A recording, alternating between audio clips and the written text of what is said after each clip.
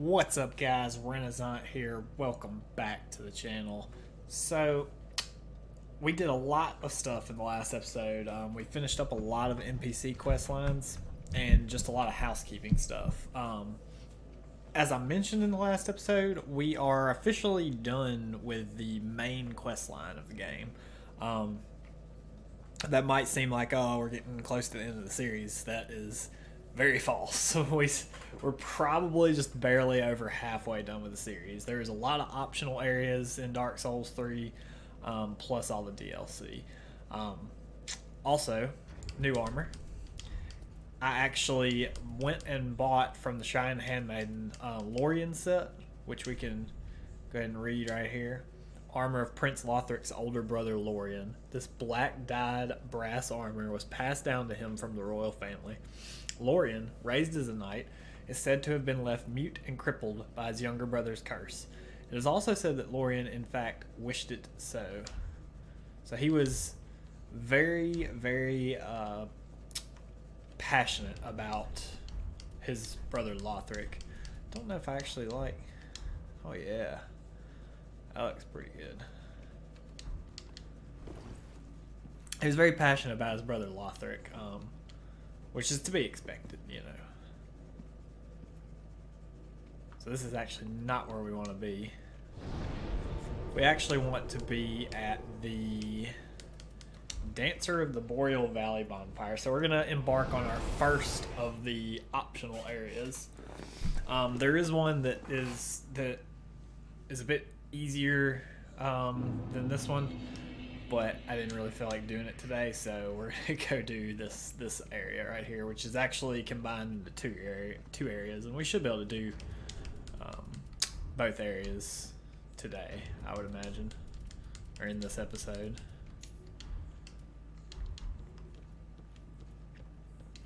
So from the Dancer bonfire, climb up the ladder. Remember last time we went straight. Right was just a dead end, basically. This time we actually want to go left.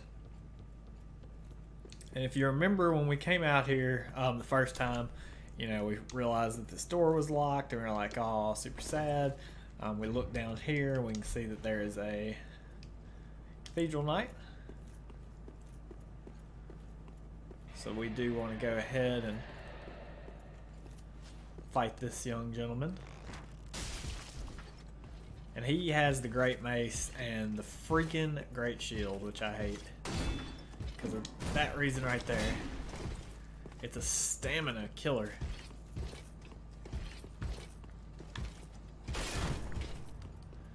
That's the best way to go about doing it too, is break their guard and then punish with a riposte. He can drop large shards and chunks, I believe. So this elevator, what you want to do here, go ahead and step on it. And then you may notice as we're coming down, there's actually an area right here that is not where the elevator goes down to. It keeps going into that nasty abyss down there. So we want to come up here. You notice the name flashed by Consumed King's Garden. It's the shard. Woohoo! Believe there's only one more in the game. So this place, this Consumed King's Garden, is a nightmare, basically. It's not a fun place, mainly because it's filled with these guys. If you remember, these guys hit like a tank. So what I found is the best way to go about doing this is just to snipe them out from right here. These pussum mans, that's what they're called. But one thing to note is that whole bottom floor down there is, which you'll see in a second, is toxic. So very similar to that area at the Profane Capital, where we fought the Logan Sorcerer and the Hand Beast. It will toxic the crap out of you. But you do want to go ahead and kill that guy. You actually can, if I'm not mistaken...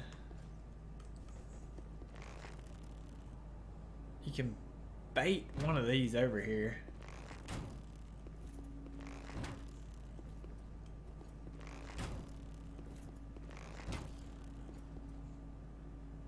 don't think I'm hitting them though. This would be a lot easier if you're using the black bow of Ferris, but no, we're not worried about it. Go ahead and drop down. You see our toxic bar ticking up pretty quickly too, I might add. Once you get on the ground, you'll be safe from the toxic, but another puss of man over there. This lovely chap up here. Come on, what's up? Oh, it's not what I wanted to do.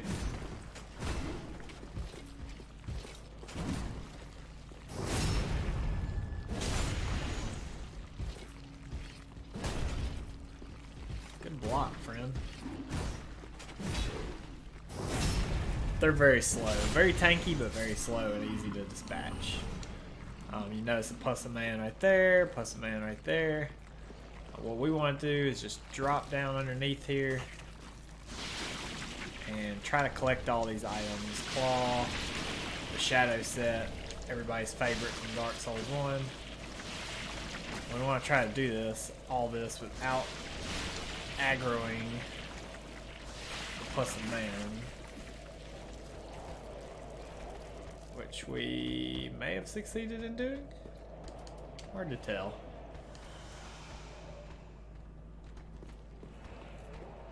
Okay, so continue up here. You'll notice the summon sign. And look who it is. Hawkwood the Deserter.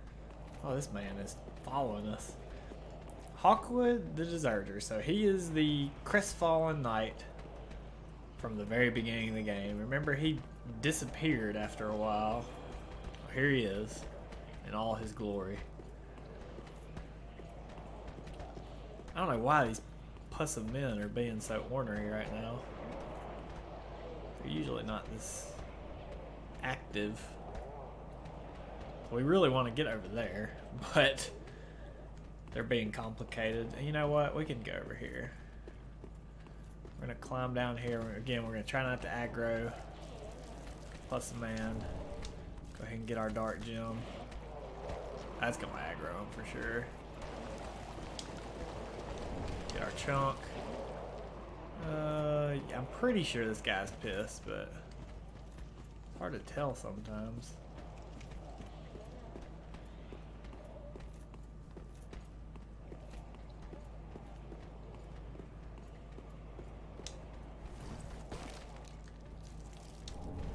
Get our pine resin. And then our last item in the garden is another chunk. So that's all the items in this area, so you can see it's very easy to get all those. Yeah, screw you, guy.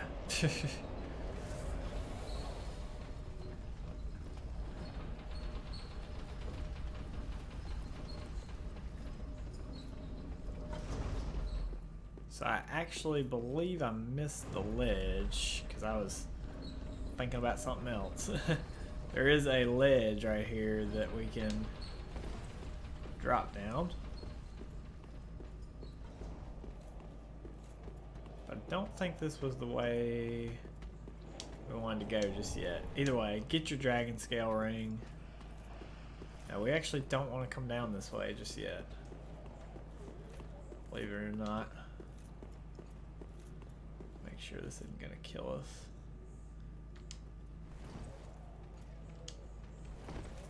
Okay. Okay, now we can go back all the way to the top. I forgot which one we needed to do first.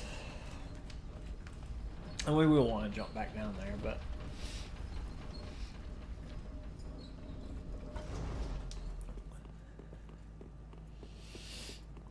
right now we're effectively opening up a shortcut. Where y'all at? Oh, there we go. Little Farvcox. Nothing too serious here. Get our Titanite.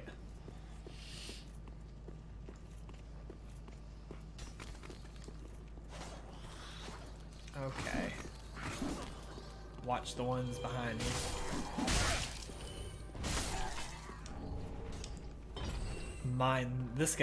These guys up here will actually buff the Farvcox, so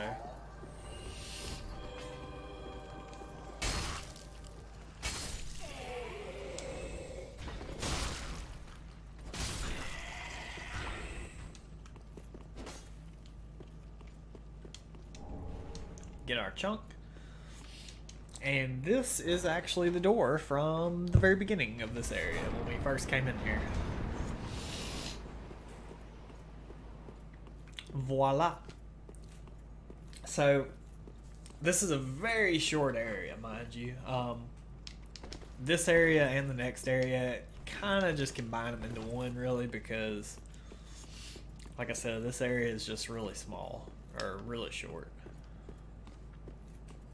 I'm a little stopped up, guys, so bear with me here if I'm not talking a whole lot. Alright, remember this time we do want to jump down early.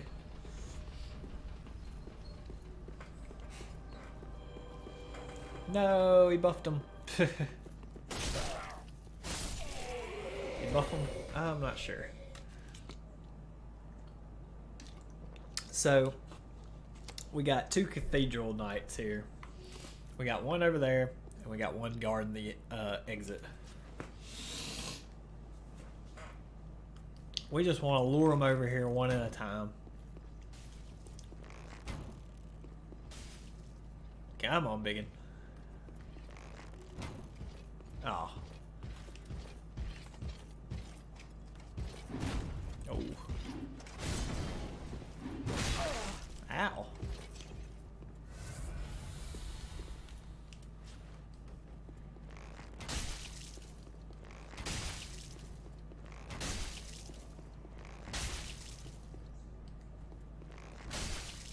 You can see this is a very easy way to go about doing this.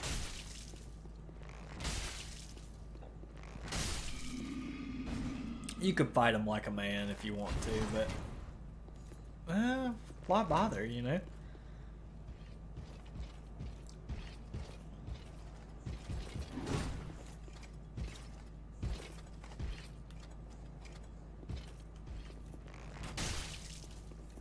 Now they can actually clip through and hit you right here, so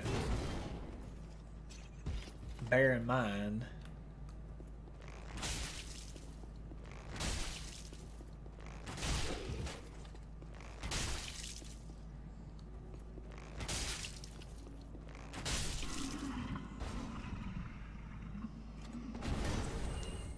Once you kill them, you'll automatically get the magic stone plate ring,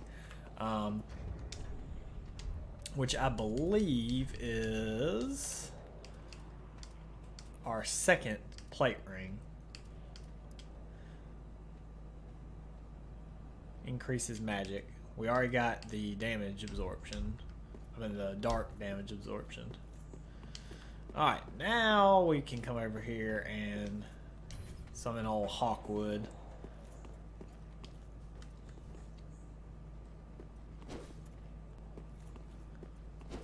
And believe it or not, he is an NPC, and this is part of his quest line. Up to talking to him at Firelink Shrine and letting him leave and everything. This is all part of his quest line. So, actually want to go ahead and put some. Dang, I don't have any. I was gonna put some gold pine resin, but I don't have any. This boss, and you'll notice you can hear him as we're walking up. This is a very interesting boss. It's also a very easy boss, but he does have some tricks. So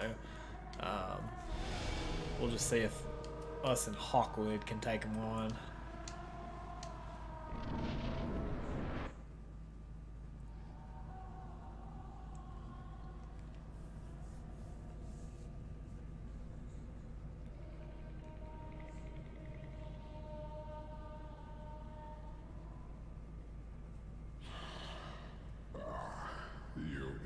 Slaves. Finally taken notice, have you? Of the power of my beloved Ocelot, child of dragons. Well, I will not give him up. For he is all that I have.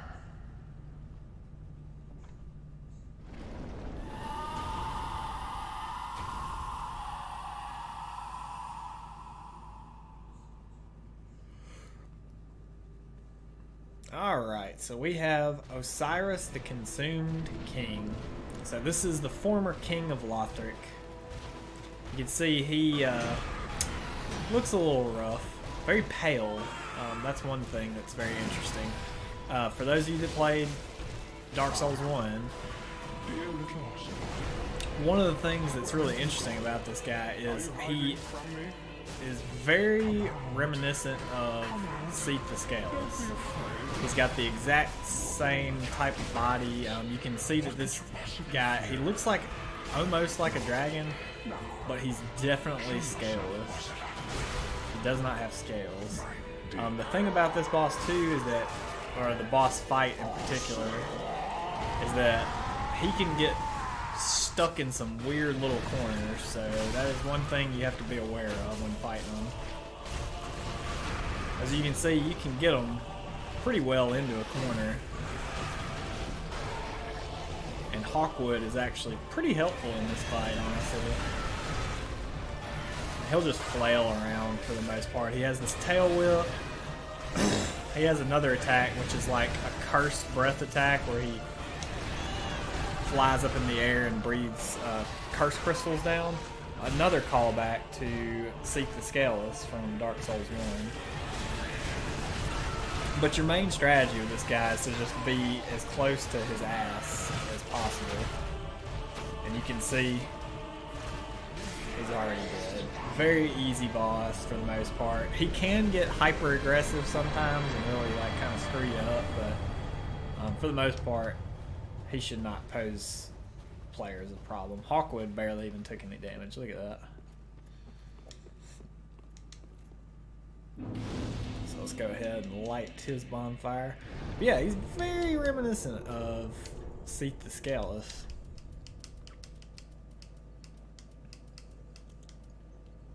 Right over here near the Grand Archives, aka the Duke's Archives. Where are you?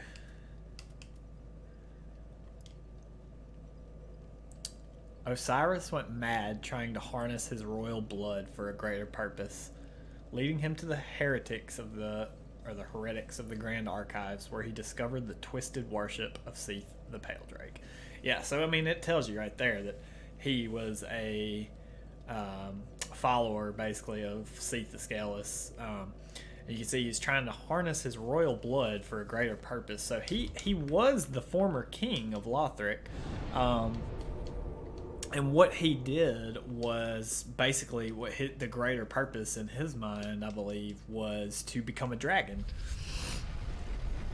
So you can see that he kind of warped himself into this quasi-dragon form.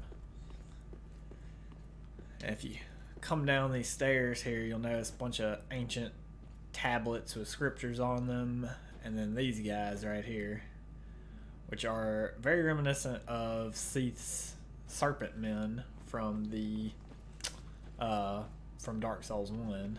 There's actually one living one here, believe it or not. Hoo-yah. But they are in fact serpent men. Hopefully we'll get some drops from them just to illustrate that point. Come over here and we got a chest with some Titanite in it. And then a very important item right here. So you can see the gesture this guy's doing. Path of the Dragon, huh?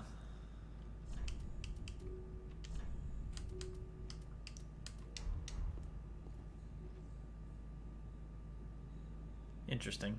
It's a beautiful pose, by the way.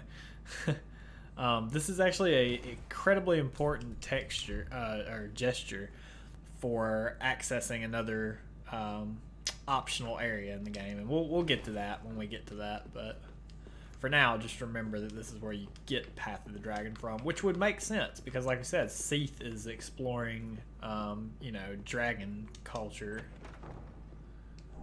I mean, not Seath. Osiris was exploring Seath's dragon stuff. So, chest, illusory wall. Probably a lot of players when this game first came out just missed this. Especially ones that don't want to look online for any kind of help or anything like that. Oh, but a lot of players miss that. The untended graves. So you'll notice something as we start going through here. You'll notice something very interesting. You may already notice it, but if not, then you will definitely notice it coming up. So we want to take a left first, and we'll notice there's all kind of nasty going on over here. And I found the best way to handle this is to just snipe the storyteller first, the mage, so he can't do his toxic mist.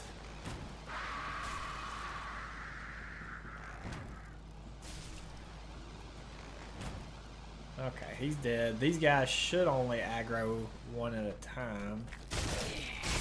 Disregard. Oh, they're going down pretty easily.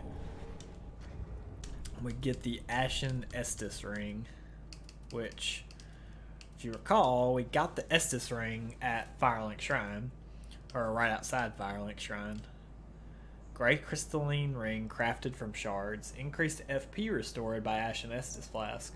Once a treasure brought before Lothric's queen, she had it enshrined in the cemetery of untended graves, so that one day an unkindled might profit from its use.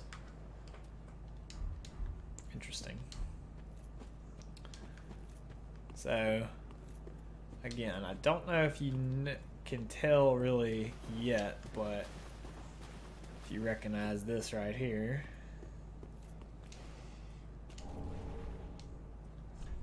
So that guy right there is actually a Grave Warden. We have fought these before at the Cathedral of the Deep. They're not very tough. They seem really tough, but that's just because they're super, super hyper aggressive. But as you can see, they go down like a bag of potatoes. They can also drop large Titanite. Now, there's two paths right here. We actually want to proceed forward first, though, because there is a nasty little ambush right here waiting for us.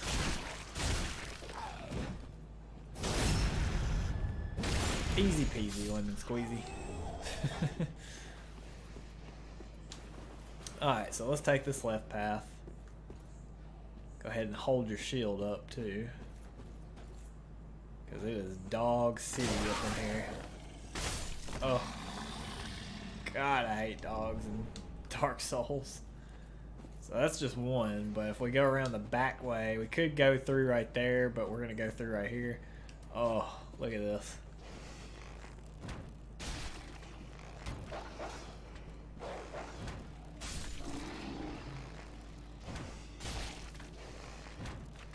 Nope.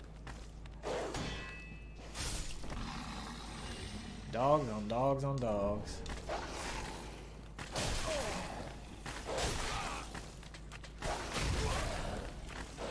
God, I hate these things.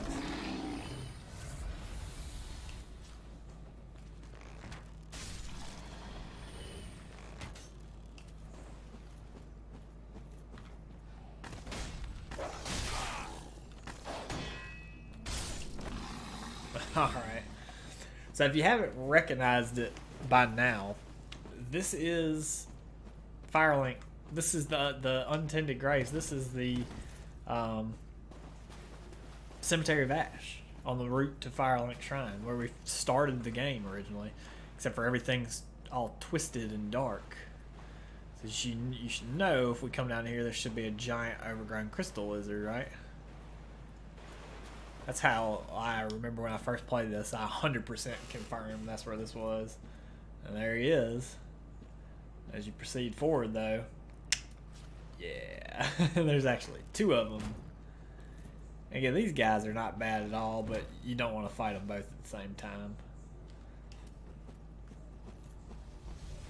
So go ahead and trigger the one.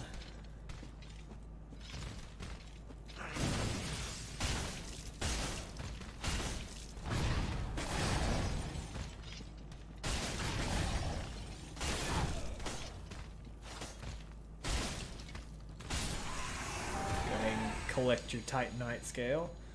Now we can fight the other one out here in the open.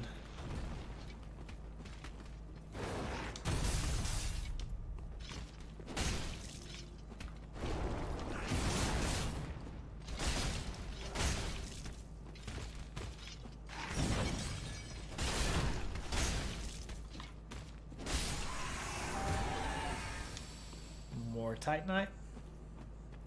And no ring this time. Or we got a ring at the beginning of the game. But this is just a nice little treat, so you can get some Titanite scales and some souls. They give a good bit of souls.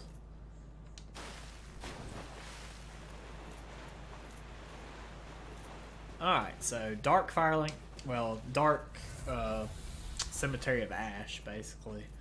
One thing you want to do before you proceed here is make sure that you are embered, because there's actually an invasion right up here. And there isn't a bonfire right here like there was in the real Cemetery of Ash. Daughter of Crystal Crimhild. Ooh. Ow. Our little rapier hurts. And you can just power through her like that for the most part. She actually doesn't drop an item. But if you recall, Crystal Crimhild is actually who we fought. It was one of the Black Hands that we fought on the way out of the Grand Archives. So I didn't even see you. Get out of here. Chump. But yeah, I mean, this area should look very familiar to you now. There's a couple more enemies and they hit a lot harder. But apart from that, it's the exact same area. Just different color scheme, different textures. What are you gonna do? You know what? I don't even care. We're just making sure we clear out all these enemies over here.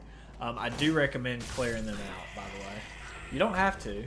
There's no reason to. There's no item or anything you'll get, but you'll see in it. Or I'll let you know in a second why I like to clear all these little punk hollows out before we proceed. I can hear one of these hollows walking around. Oh, 1323 on that post. I'm sorry, friend. I truly am. And now we don't actually have to make this jump, which of course we did first try that time. Watch out for this guy waiting to corner you. Get your hidden blessing.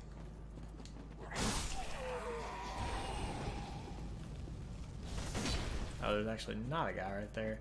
There is a guy over here, though, waiting to ambush you with flame arrows.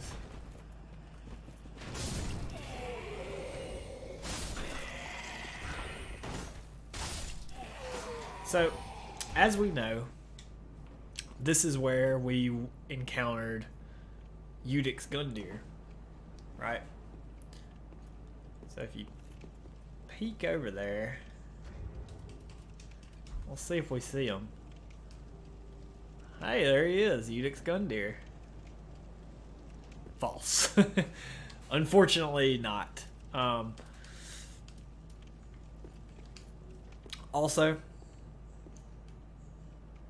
you look at this guy like, who the hell is this? The Sword Master. This is actually the Phantom, or the guy that was wielding the Uchi Katana at the very beginning of the game, next to Firelink Shrine. Now, I do believe his summon sign will only show up here if you defeat him there. So, bro, you're gonna need some armor for this fight, just so you know. Also, keep in mind that he is a little buggy. He can sometimes run off and jump off the cliff. The reason I killed all the enemies down there is because if there is even one enemy left alive in this little area, he will go chase them. And if he goes and chases them, he has a better chance of falling off the cliff. So But let's go ahead and proceed here. Go check out our Udix Gundyr. This time the sword is not in him.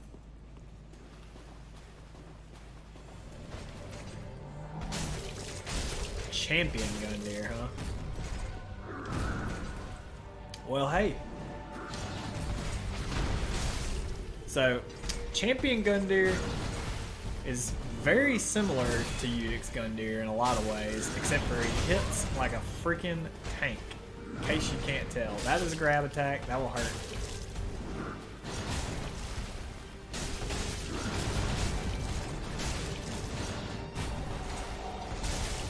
Oh no, Swordmaster. And he just buffed himself, so he's going to be super aggressive now. He's got the roundhouse kicks. He's got a mean shoulder smash attack thing. Oh, bad timing.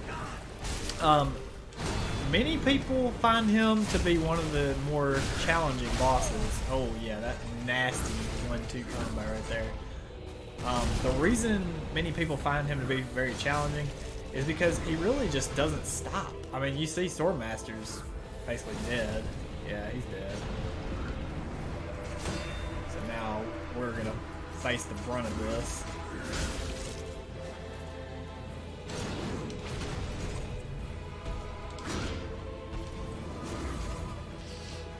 Let's make sure we can actually kill him here. Ooh, that kick.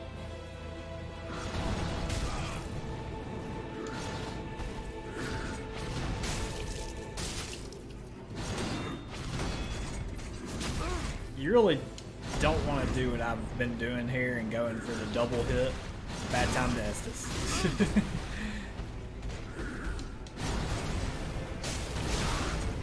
You really want to go for one hit, that's it. Oh.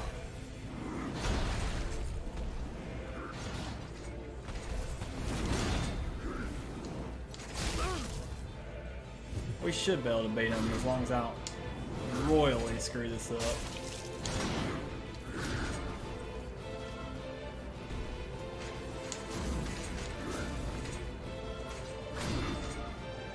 That roundhouse kick, man.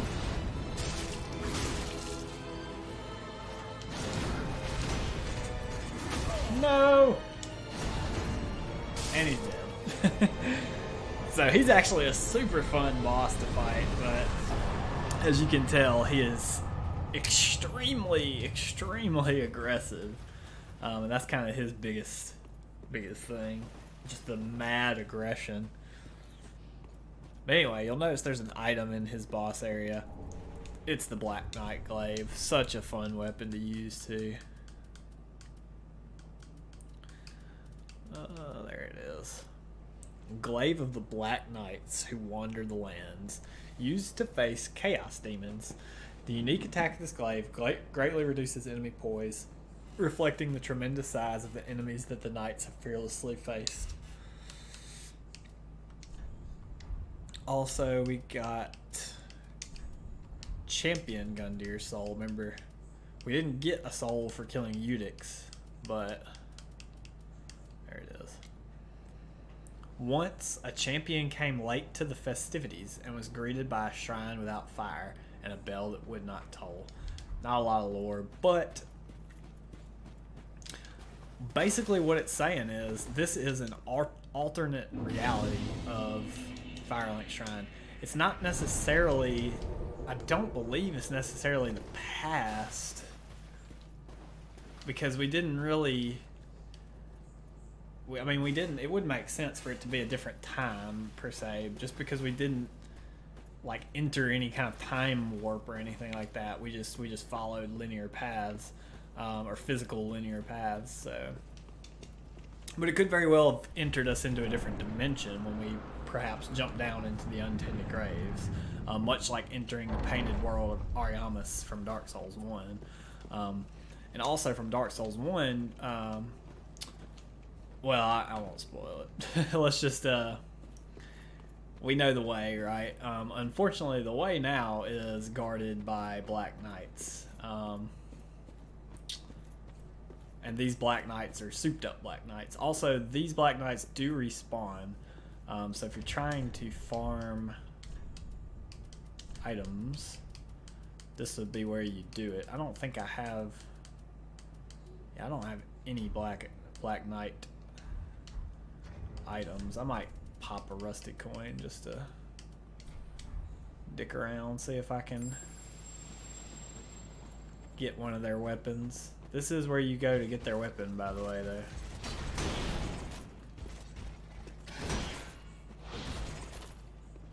There's actually a couple places in the game to farm Black Knights, but this has the most in any given area. Downside to them is that these ones hit the hardest as well. So, but you can get their armor from right here. How did that hit me? You can get their armor, you can get their shield, and you can get the axe and the sword. Oh, don't knock them off. Damn. Ooh. See if we can get it. It might just be Titanite, but...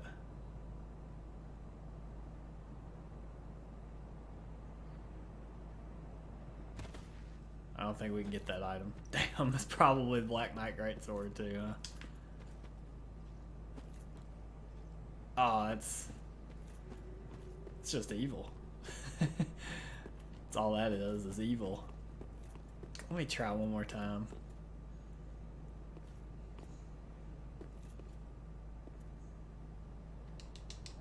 Oh, I saw it. I saw it. I can get it. I know I can. I'm sorry, guys. Their drops are not super common, at least for their weapons. Their armor is not totally uncommon, but their weapons are kind of uncommon drops, so save me some trouble farming later. Damn. My luck, it's a Titanite or an Ember. But I'm determined.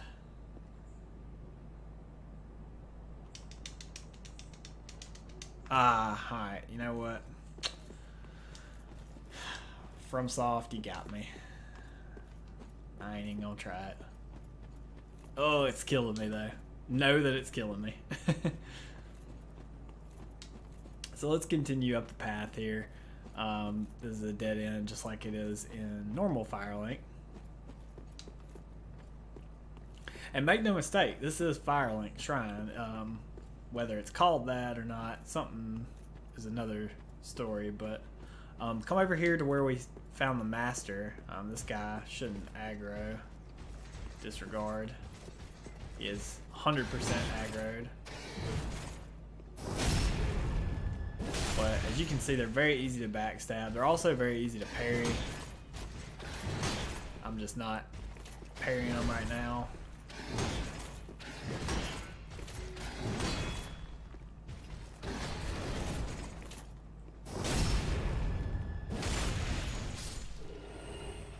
Item?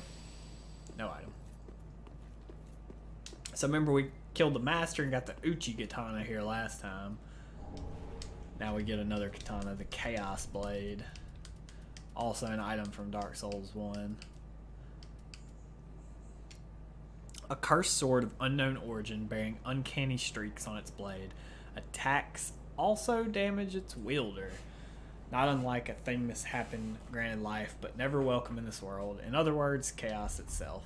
It's a good weapon. The problem is that it hurts you when you use it, so I'm not a huge fan of it. Especially because most of the katanas are better than it, honestly. But come over here, get your Soul of a Crestfallen.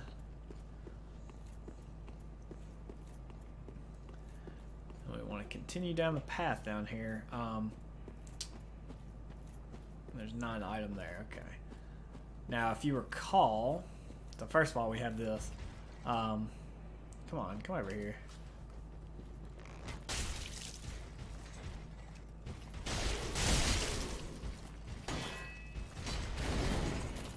By the way, that axe hurts. Come on, drop your axe. This is well, so they're making it seem like it's like Artorias' grave, but in reality, they put the Hornet Ring there because that is the ring of the Lord's Blade Kieran. Yeah, ring associated with Lord's Blade Kieran, one of the 4 knights of Gwyn, the First Lord. The masked Kieran was the only woman to serve in Gwyn's 4 knights, and her curved sword granted a swift death to any and all enemies of the throne. So it kind of makes you think that this was indeed Artorias' grave, and that Kieran's ring just happened to be there. Kieran and Artorias are known by many in the community to have been lovers. Of course, Artorias was also a Lord of Gwyn, so... And now we enter the Flameless Shrine here, man. We get the Coiled Sword Fragment. Wow. Awesome item, by the way. Fragment of the coiled sword of a bonfire which served its purpose long ago. Returns caster to last bonfire used for resting, or to the bonfire in Firelink Shrine. Can be used repeatedly. Bonfires are linked to one another irreversibly, retaining their affinity long after their purpose is exhausted. So, I know what I said earlier, that it seems like this is an alternate reality and not the past. That item would lead you to believe that this is, in fact, the future, because, which it very well could be. You see? Well, fancy that. A lost lamb wandereth in, with nary a peep from the bell. Well, thou shouldst my purpose know. What can this old handmaid provide thee? To skirt the curse's grasp, tarry not for long. 'Tis dark for now, and not a soul stirs. But remember, fires are known to fade in quiet. Or perhaps thou'rt captive already, like the poor girl. To skirt, like so the Shrine Handmaid is still freaking here. The only thing different she sells is the Wolf Knight stuff and the Priestess Ring, which we will go ahead and buy all of these. And let's go ahead and read the Wolf Knight armor. Armor of a knight tainted by the dark of the abyss. The twilight blue cape is damp and will ever remain so. A vanquished knight left behind only wolf's blood and his legacy of duty. The undead Legion of Farron was formed to bear his torch, and the armor of these Abyss Watchers suggests their own eventual end. So that is actually the armor of Knight Artorias, which further illustrates that perhaps that was Artorias' true grave outside, with Lord's Blade Kieran's ring. Andre is clearly dead, and wherever we are. And his hammer is all that is left behind.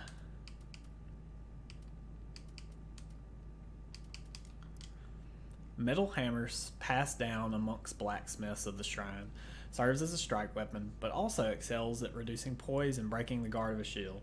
Of course, the hammer's true potential is realized in the hands of a blacksmith. Yes, obviously.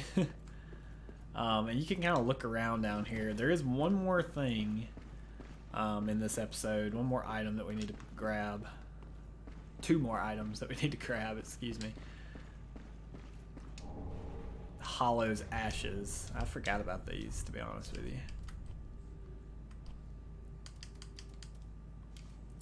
Umbral ash of a hollow who faithfully served a woman, only to become separated from her. With this, the Shrine Handmaid will prepare new items.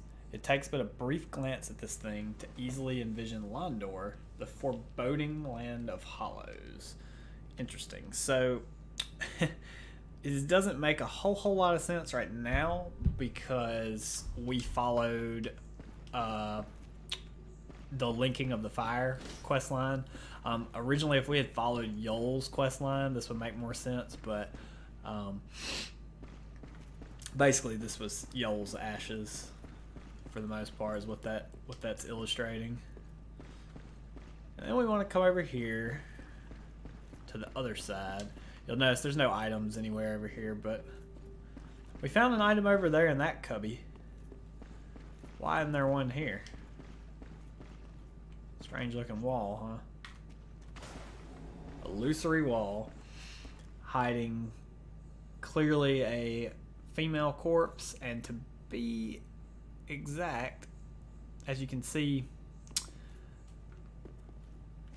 there is a blindfold on her. What that tells us is that she was in fact a firekeeper. Oh, creepy. The actual eyes of a friggin' firekeeper, man. What? Remember, we had the soul of a firekeeper. A pair of dark eyes, said to be the eyes of the first firekeeper, and the light that was lost by all firekeepers to come. It reveals to the sightless firekeepers things they should never see. So don't give that to the firekeeper, basically. Again, that's a different ending. That will lead to a different ending in the game.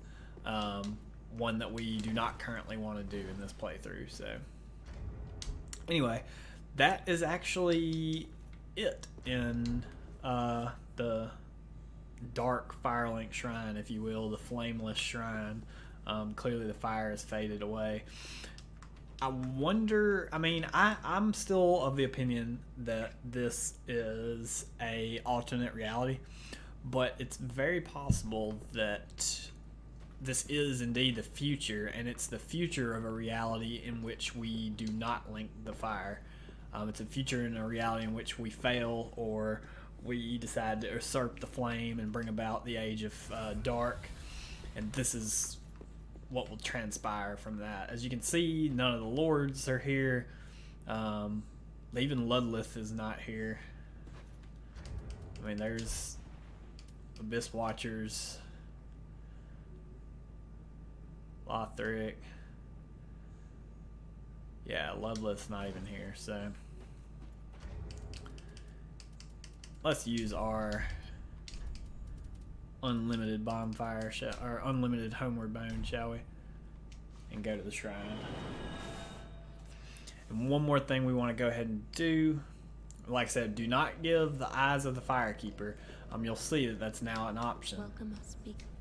But if you do that, Very well. you will get a different ending, and that's not what we're trying to do. So we do want to give the Shrine Handmaid the Umbral Ash, well though. met, Ashen One. How may I be of service? Gracious, let I only. She doesn't even say anything new. That's super annoying. I don't even know what she gets. Purging stones, maybe?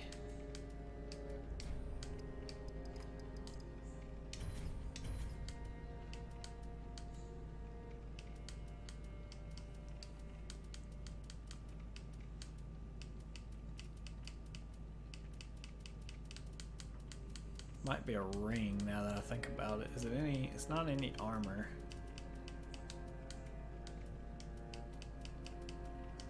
Of course, there's Gundir's armor. Awesome armor, by the way.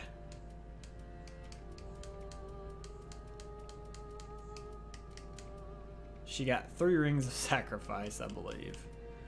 Wood grain ring. Special ring crafted in an eastern land is made of metal, but with a wood grain crest on its surface, slows equipment degradation. Wielders of swords originating in the same region follow a practice of inscribing special words on the blades of their swords, and are naturally drawn to this ring. Garbage ring, but we're gonna buy it anyway. We'll buy up her rings of sacrifice too. Was it splintering bolt? Is that what we got?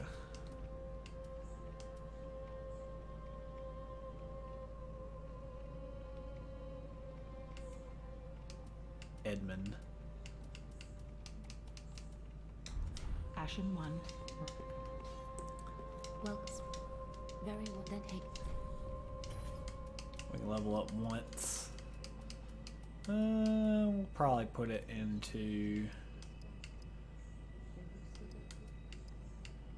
vitality.